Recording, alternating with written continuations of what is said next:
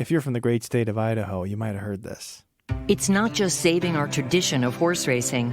Proposition 1 is about Idaho, job creation, classroom funding, real accountability, and the Idahoans sponsoring Prop 1 are donating 100% of net profits from their horse racing operations to a new charitable foundation. I've worked with and owned horses all my life. Supporters of Prop 1 are running deceptive ads. Prop 1 is an unlimited expansion of gambling statewide. I know the people behind Prop 1, and they've made a lot of promises to schools and the racing community, but they take 18 times more money than schools get. All right, Hannah. Yes. Pop quiz hotshot. Okay. Yes or no on Prop 1? I don't know.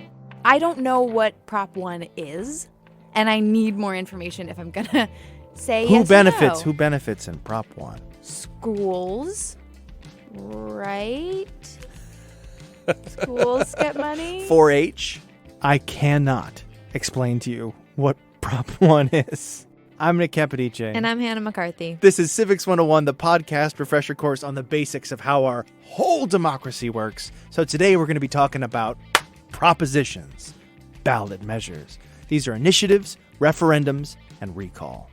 So when you say propositions, what are you talking about?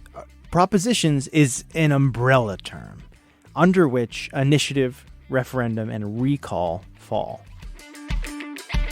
To be clear, today we're not talking about legislatively referred constitutional amendments, which all the states except for Delaware have. Hold on, what is up with Delaware? I don't know, actually. We're going to have to put that in our state anomaly episode, along with Nebraska's single house legislature. And our 400-seat House of Representatives. Yeah.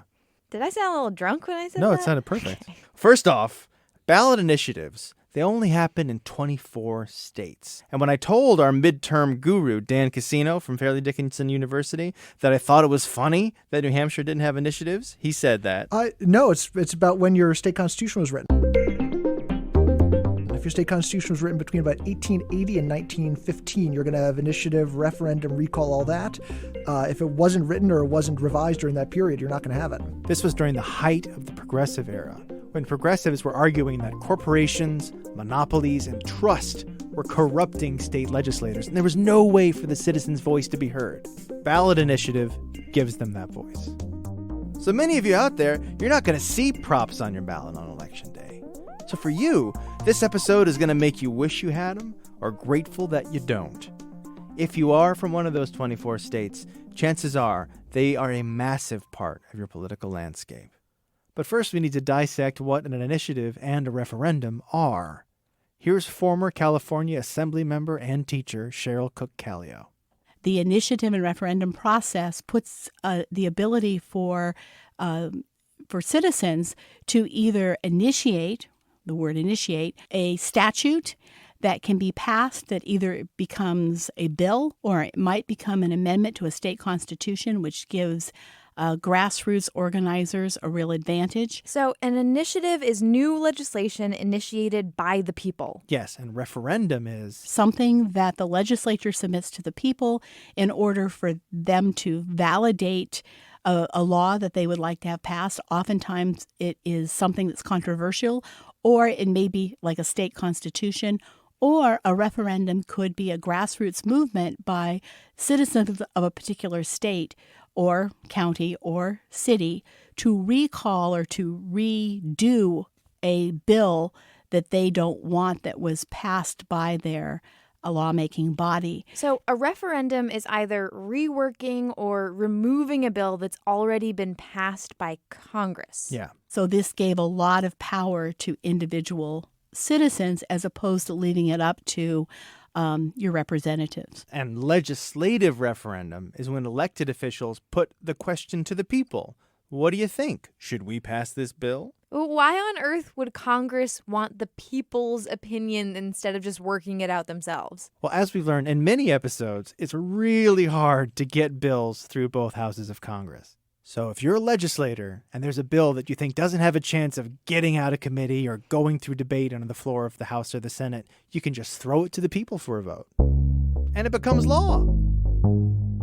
So yeah, this is Tim Eyman, and I'm part of a team that has done initiatives in Washington State for the last 20 years. And during that time, we've managed to get 16 ballot measures on the ballot during that period of time, and voters have approved 10 of those and rejected 6. So we're batting over 500. Tim is a conservative, and part of what appeals to him about this process is that it gives him a voice in a state that tends to lean pretty blue. Well, the initiative process is allowing the people to decide, and I think that that's always been attractive to me because, frankly, I just don't trust politicians to do the right thing. But the initiatives we focused on are really focused on limiting government's power, especially when it comes to taxes. Okay, that's initiative and referendum. But what is recall? Ooh, recall is super interesting and super duper rare, but I wanted to include it today. Here's another initiative expert, Guy Marzorati, political correspondent from our friends at KQED in San Francisco. Recalls are of actual politicians and elected officials. We had one a little more than a decade ago in the governor's office where the sitting governor was recalled by voters. And so that, again, was required a signature drive that was then placed on the ballot, and the governor was recalled, and a new governor was chosen in the same election. Oh, the people just removed a governor? They did. Gray Davis was removed from office in 2003, mostly due to tax and budget issues. But this was the election when Arnold Schwarzenegger was sworn in as governor. For the people to win, politics as usual must lose. No impeachment process, no trial in the Senate, just the voice of the people? Yes, though I should add, only 19 U.S. states have recall, and there's only been 3 in U.S. history, 2 of which were successful. Okay, so that's recall. How about initiatives and referendums? How did they start? Who can put one on the ballot? It can be anyone. And, there's a process by which you submit the language to the state. And then after that language is reviewed, you are allowed to start gathering signatures. So here's Tim Eyman again. This is the guy who's gotten 20 initiatives on the ballot in Washington State. Well, it's really tough. You've got to somehow convince well over 300,000 fellow citizens to sign a piece of paper to put that idea on the ballot, and you have to do that in about 3 or 4 months. So it's an incredibly difficult process to be able to, essentially start the entire campaign and get it up and running and successful in such a short period of time. Just a quick check-in, Hannah. How are you feeling about initiatives so far? In the sense that we are a democracy for the people, by the people, it sounds really great, right? Well, let's start by looking at those signatures. Hi, my name is Kathy from Petitions Unlimited, and we're here today in this very, very rough economy, and I got the job for you. In California, we often see outside of supermarkets and, places where a lot of people gather, you'll see folks with clipboards with different initiatives that they are gathering signatures for. Make your own hours. This is great for a musician, for an actor, somebody that just wants to make money on the side. This is Many of those people who do that are paid to do it, and it can be a lucrative business if, say, an initiative is running against the clock to qualify for a ballot. Maybe its proponents will pay a hefty fee for each, signature that's gathered in order to make sure that the initiative proposal does get on the ballot. Hold on, it's not just, passionate advocates getting signatures? No, this is business. Big business. Enough valid signatures from registered voters and the measures make it to the November ballot. If you have the 13 or 12 petitions and you get one person to sign them all, it's worth about $40. So it's worth a lot of money. Some campaigns are paying as much as $5 this year for a single signature.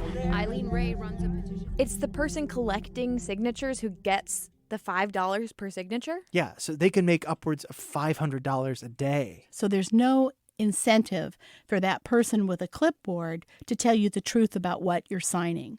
So if you're not doing your due diligence, if you're not reading the initiative, yourself. And they have a whole bag of tricks. They can walk up and they say, well, you like puppies, don't you? And, this protects the puppies. And, oh, yes, I'm going to sign this because it protects the puppies, only to find out that it kills kittens. Their job is really just to get the signatures and get paid for it.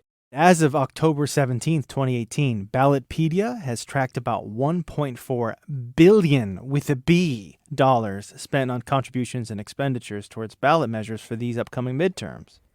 This is starting to dampen my enthusiasm for a citizen-led democracy. Well, let me just throw another wet log on the fire, Hannah.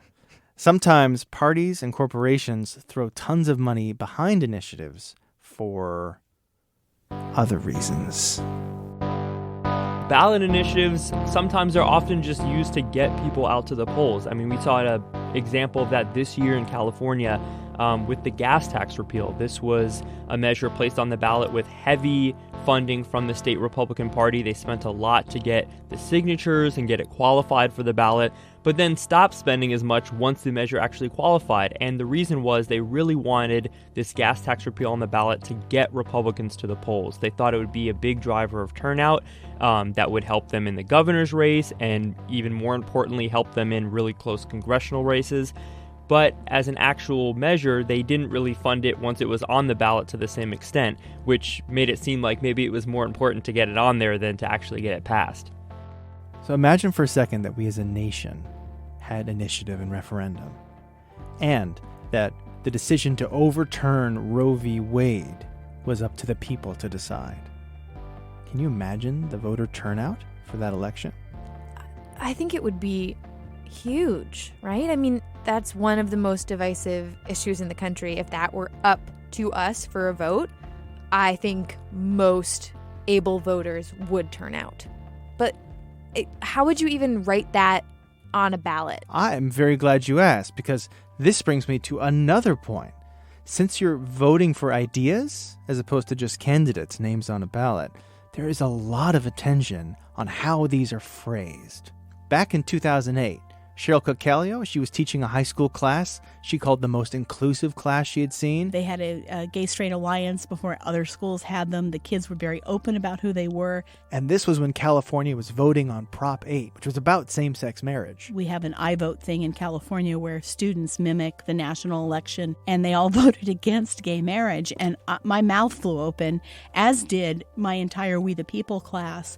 And I immediately went to the ballot and looked at how it was worded, and I said, well, they were all thought they were voting in favor of gay marriage.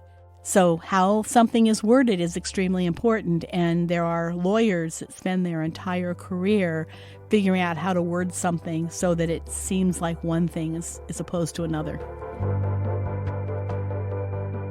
The wording is such a politicized aspect of this whole ballot initiative conversation. So the wording is decided by the Attorney General's office. And this, can work very drastically for and against supporters of a ballot measure. Take this year with the gas tax repeal. Democrats control all statewide office in California, which includes the Attorney General's office. So what voters will see on their ballot does not say, do you want to vote yes on a gas tax repeal? Instead, the measure and the language that they'll see seems really tilted towards, do you want to get rid of funding that has been dedicated to fix our roads, to fund transportation, which is what this increased gas tax went towards. So polling, interestingly, that has just asked people about their thoughts on the ballot measure by reading them the ballot language, the repeal has done a lot worse than if you ask people whether they support a repeal of the gas tax. Well, what language actually made it onto the ballot? Right, here's the first part for the Prop 6 summary. Repeals the 2017 transportation laws, tax, and fee provisions that pay for repairs and improvements to local roads, state highways, and public transportation. So Ballotpedia has this automatic formula that analyzes the readability of all of these measures.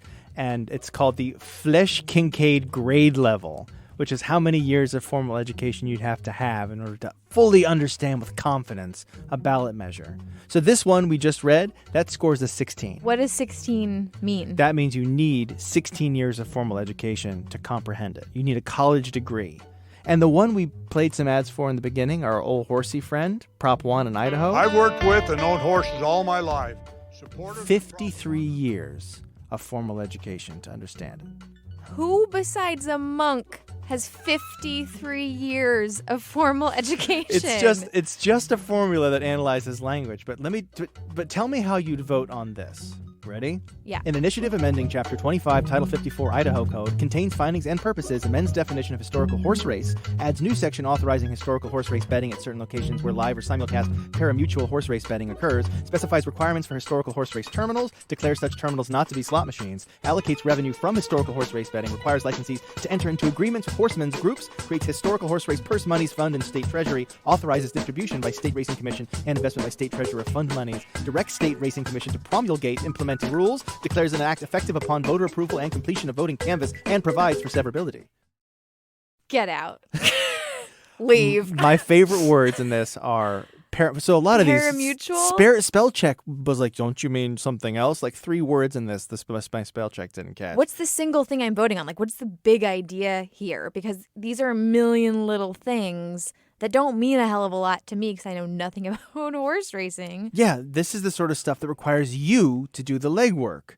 You have to research each initiative before you vote. From what I can gather, Prop 1 is about legalizing the use of video terminals for horse race betting. I would not have gotten that. And there's 11 of these in California alone. So if there's a call to action today, it's to go to a website like ballotpedia.org, put in your address, and get a sample ballot before Election Day. Or let's say you're in the polling booth, get out your phone, look this stuff up if you need to. So let's hear Guy's final thoughts on the pros and cons of direct democracy. Supporters of ballot initiatives say this is the best way to give citizens power to react to things that the legislature isn't dealing with. Examples of that in the past have been about property taxes and this year rent control, issues that the legislature hasn't taken up for years. People are fed up and they feel like, okay, you didn't act on this, now it's time for us to act on it. On the flip side, when we talk about citizens initiatives, these often aren't brought to the ballot by, some good citizen who suddenly thinks of an idea that should be a law. It's oftentimes interest groups, unions, corporations that feel like, they want to change a law. They couldn't do it through the legislature. They don't want to negotiate about it. They want to just put forward kind of a yes or no idea, and they're willing to spend heavily to make it happen. That's how this process, I guess, has taken on more of a cynical aspect. And if it seems that people are a bit cynical of initiatives, I want to close by saying that yes, corporations and political parties have massive influence on what initiatives make it to the ballot. That said, these are also the issues that elected officials have been avoiding that they wouldn't touch with a 10-foot pole. Issues like marijuana legalization, abortion, same-sex marriage, the death penalty. So knowing that the language might be designed to purposefully obfuscate the meaning, I feel empowered to do research and also to take with a grain of salt what I'm reading in that voting booth. It's a little bit like those crosswords you do, Nick, where the clue contains the answer, but it's not immediately apparent. You have to think outside the box to get to it. The cryptic crossword. Yeah. And I think they're really exciting. They just there's a lot of trust in the voter in these issues. Mm-hmm. If the voters all do their work, then these can be a really cool thing. If they don't, they are at the whims of people who have lots of money. Right. So you're going to move to California? No. Okay. I like the rain. Before we go, we have our final snapshot of a famous midterm from U.S. history, delivered by former NHPR reporter, current afternoon host at Wisconsin Public Radio, author of Dead Presidents, Mr. Perfect, Brady Carlson. What midterm are we talking about today, Brady? We're talking about the midterm of 2002, and the lesson from this midterm is that the rules of American politics only apply until they don't. We know that what typically happens in midterms is that the president's party loses seats in Congress in the midterm after the president is first elected. They don't always vote for the opposition party to have control of Congress, but at the very least, the president's party ends up with fewer seats in Congress after that midterm. That said, the political picture in 2002 was complicated. we were only a couple years removed from the presidential election of 2000. That's the one where Republican George W. Bush won the Electoral College but lost the popular vote, and there was the highly controversial Supreme Court decision about recounts in the state of Florida. Neither the sanctity of the ballots nor the integrity of the election has been compromised, and that the election results... Republicans had a majority in the House of Representatives. It was a straightforward majority.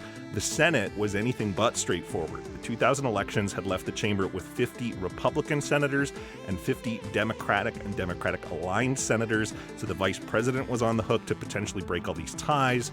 And then, after 5 months of that split, Republican senators switched parties, and the Democrats had a very narrow majority. I have found myself increasingly at odds with the Republican philosophy and more in line with the philosophy of the Democratic Party.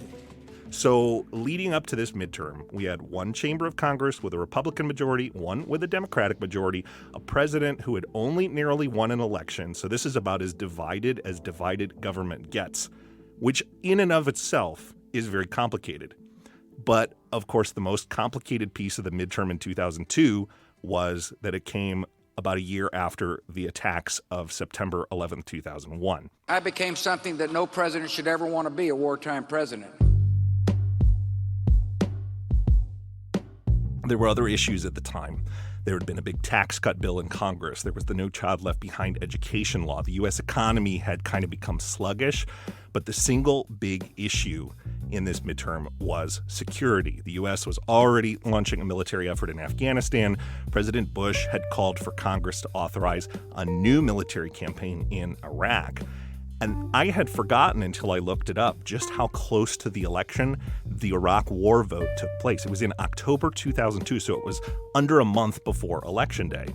Republicans in Congress, by and large, backed the president and said, we need to go into Iraq. The Democrats, who had mostly opposed the president on the economy and other domestic issues, ended up split on the Iraq vote. A lot of rank-and-file Democrats opposed the war vote, but their leaders in the House and Senate, as well as some very high-profile senators like Hillary Clinton and John Kerry, voted in favor of the resolution. Any vote that might lead to war should be hard, but I cast it with conviction. Now, obviously, that became a very consequential vote for a lot of reasons. A lot of people changed their minds about that vote in the years to come. But if you look at it purely through the lens of a midterm election campaign, you have a lot of high-profile Democrats who are basically siding with the Republican administration on the top issue of the campaign. And all of that ends up leading to a midterm outcome which is far from the usual. There's an important caveat about that rule that the president's party loses seats in the president's first midterm, and that is that you can usually track how big those losses are going to be for the president's party based on the president's approval rating at the time. So take George W. Bush's predecessor, Bill Clinton. In his first midterm election, his approval rating was like 43%, and so Democrats lost pretty big. They lost control of Congress. In 2002, George W. Bush's approval rating was 63%. We choose freedom and the dignity of every life.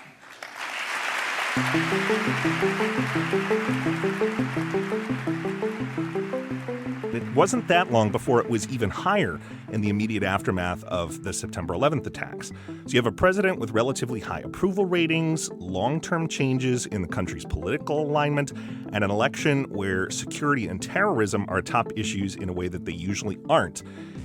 And it wasn't that all of that ended up turning into a landslide for Republicans in 2002. It was still pretty divided if you look at the raw vote totals, but the races that might have swung one way or another and determined the outcome wound up swinging in the administration's favor. So in the end, Republicans gained 5 seats in the House, they gained 2 in the Senate. So they wound up having majorities in both chambers of Congress again.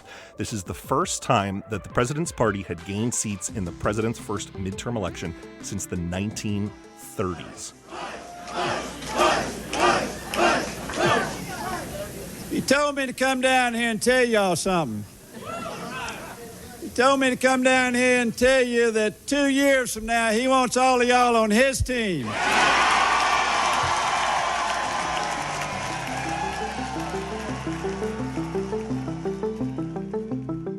The lesson here is that there are no guarantees in U.S. elections. There are trends, and some of them happen so often that they might almost feel like political laws. But to assume that voters will go a certain way in an election just because voters have usually gone that certain way in the past is to forget the wisdom of one of our great philosophers, baseball star Yogi Berra, who said, "It ain't over till it's over."